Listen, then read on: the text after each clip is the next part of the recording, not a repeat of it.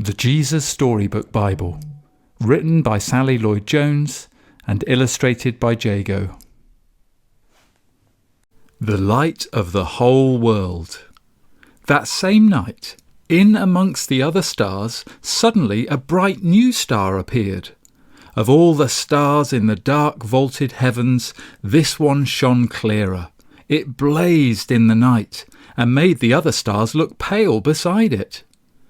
God put it there when his baby son was born, to be like a spotlight, shining on him, lighting up the darkness, showing people the way to him. He couldn't keep the good news to himself. He'd been waiting all these long years for this moment, and now he wanted to tell everyone. So he pulled out all the stops. He'd sent an angel to tell Mary the good news. He put a special star in the sky to show where his boy was. And now he was going to send a big choir of angels to sing his happy song to the world. He's here. He's come. Go and see him, my little boy. Now, where would you send your splendid choir? To a big concert hall, maybe? Or a palace, perhaps? God sent his to a little hillside outside a little town in the middle of the night.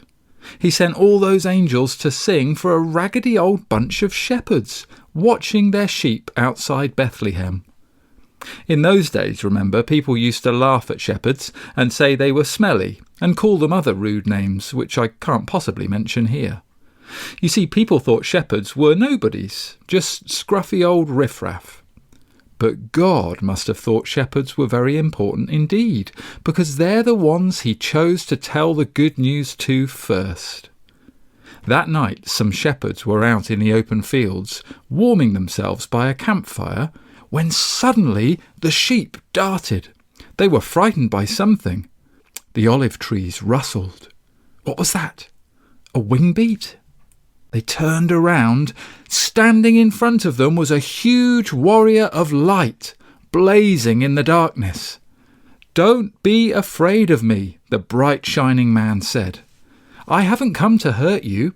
I've come to bring you happy news for everyone everywhere. Today, in David's town in Bethlehem, God's son has been born. You can go and see him. He is sleeping in a manger." Behind the angel they saw a strange glowing cloud, except it wasn't a cloud, it was angels, troops and troops of angels armed with light. And they were singing a beautiful song. "Glory to God! To God be fame and honour and all our hoorays." Then, as quickly as they appeared, the angels left.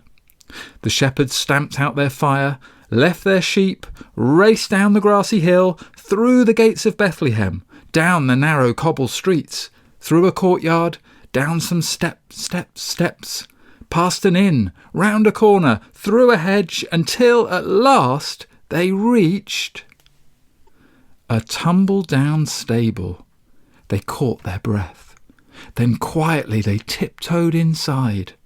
They knelt on the dirt floor. They had heard about this promised child, and now he was here. Heaven's son, the maker of the stars, a baby sleeping in his mother's arms. This baby would be like that bright star shining in the sky that night, a light to light up the whole world, chasing away darkness, helping people to see.